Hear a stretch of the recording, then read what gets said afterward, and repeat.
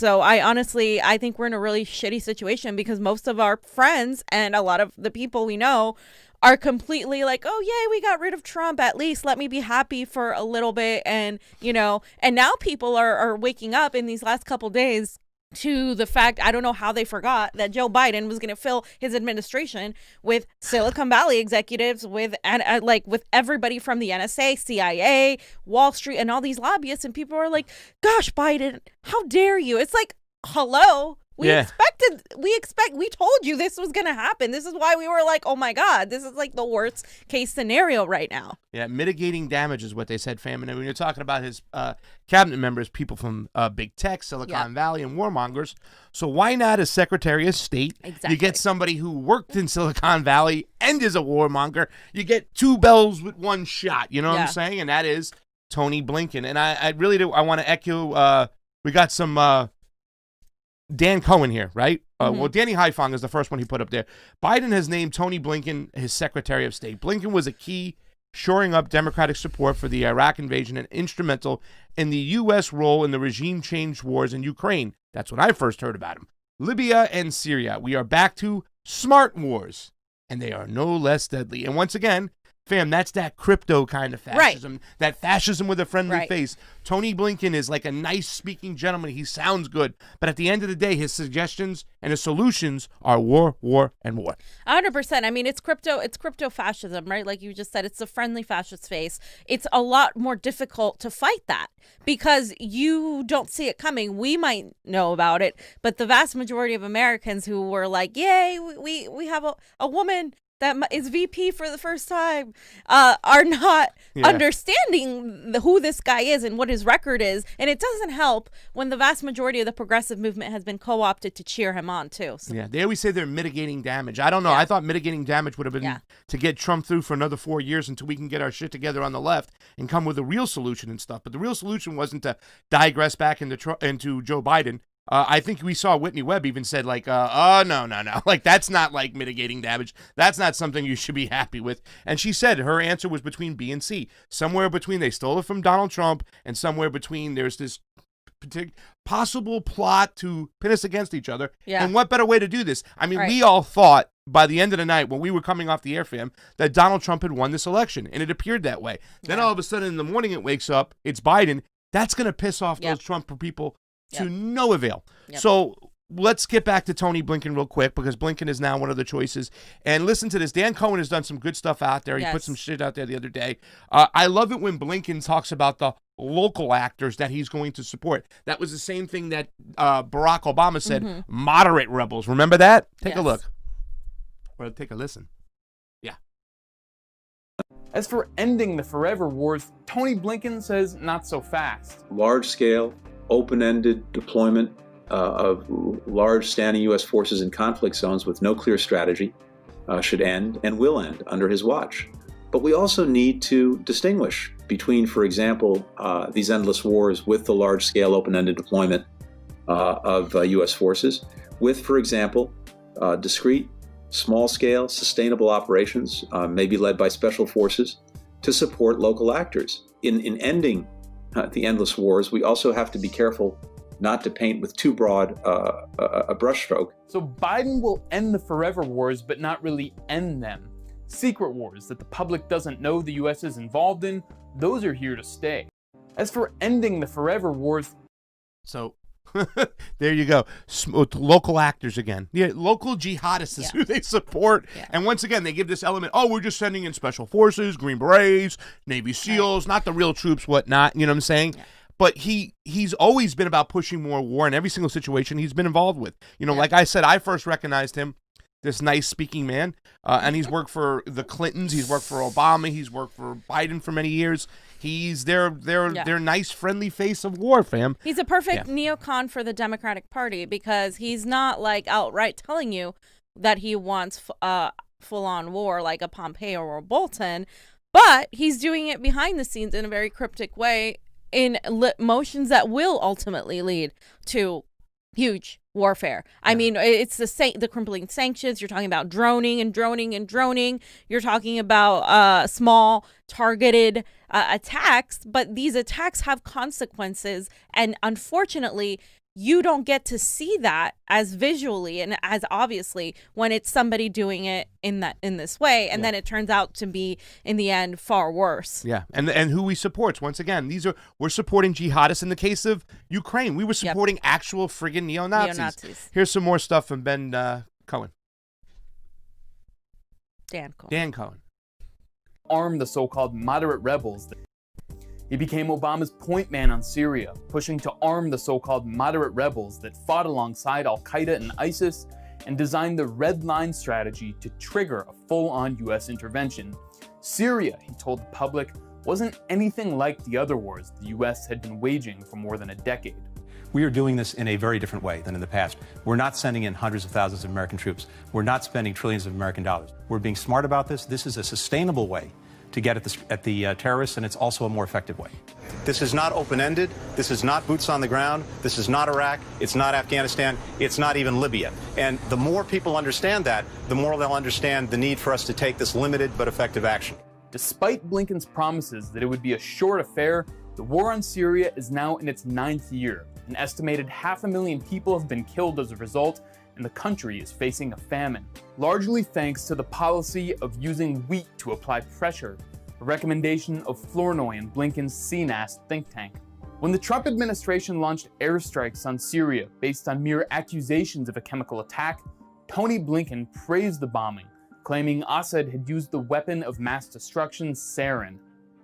Yet there was no evidence for this claim, something then even Secretary of Defense James Mattis admitted. I cannot tell you that we had evidence, even though we certainly had a lot of media and social media indicators that either chlorine or sarin were used. While jihadist mercenaries armed with US-supplied weapons took over large swaths of Syria, Tony Blinken played a central role in a coup d'etat in Ukraine that saw a pro-Russia government overthrown in a US-orchestrated color revolution with neo-fascist elements agitating on the ground. At the time, he was ambivalent about sending lethal weapons to Ukraine, instead opting for economic pressure. We're working, as I said, to make sure that there is a cost exacted of Russia, and indeed that it feels the pressure. That's what we're working on. And when it comes to military assistance, we're looking at it. The facts are these. Even if assistance were to go to Ukraine, that is very unlikely to change Russia's calculus or prevent an invasion. Since then, fascist militias have been incorporated into Ukraine's armed forces, and Tony Blinken urged Trump to send them deadly weapons, something Obama had declined to do.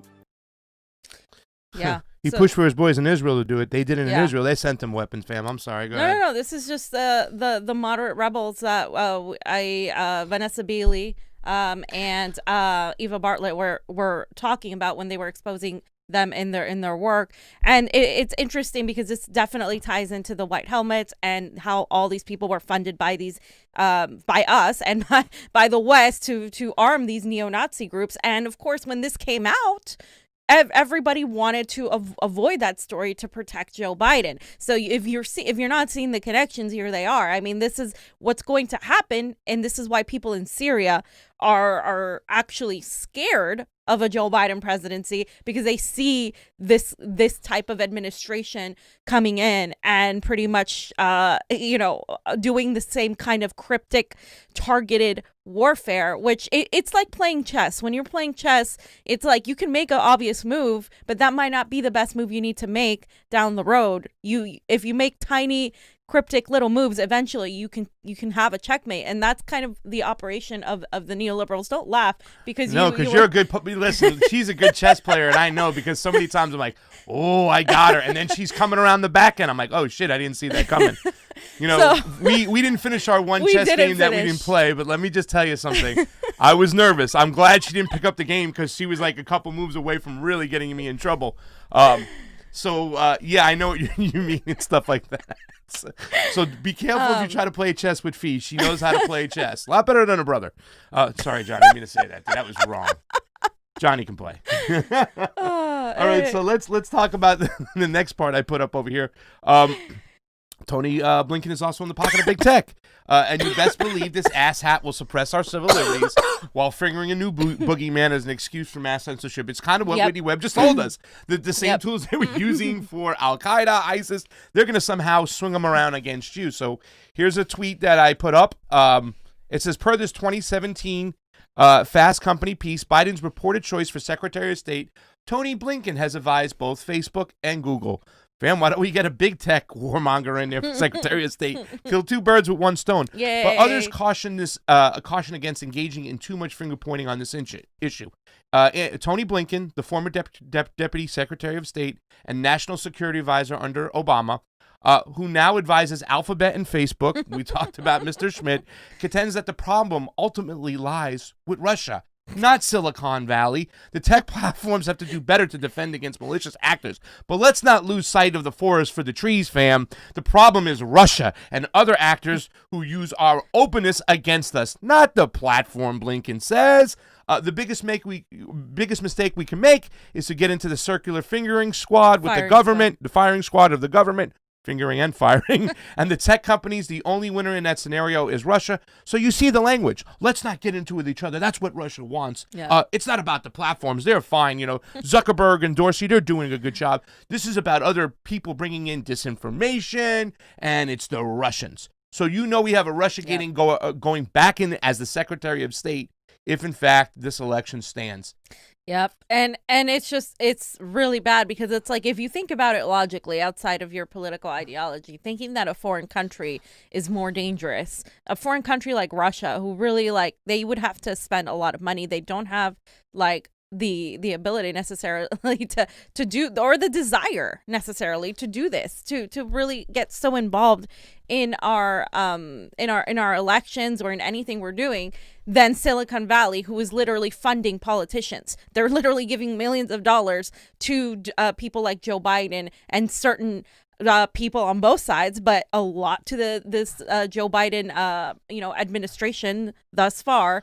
And you think that Russia is the danger. And who's telling you that? The people who work for Silicon Valley. It's like a bank robber telling you that they're not going to rob your house and that you need to go look outside and blame the other person that's out there instead. That is how ridiculous it is. And people need to get outside of this whole McCarthyism that has been pretty much pushed down their throat. And that's both Democrats and Republicans, because the whole socialism and communism thing is a part of that. And so we just have to stop with that and look at what's going on in our own house. Yeah.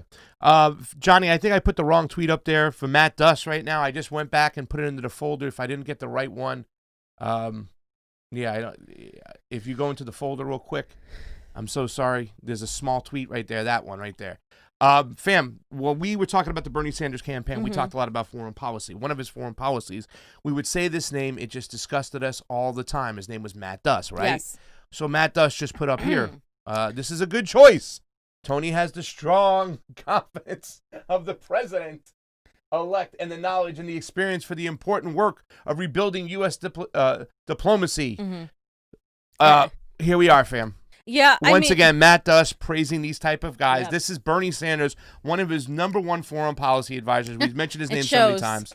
No, it shows. Remember when we were, it was Bernie was running and we learned who it was and we were like, oh, this guy?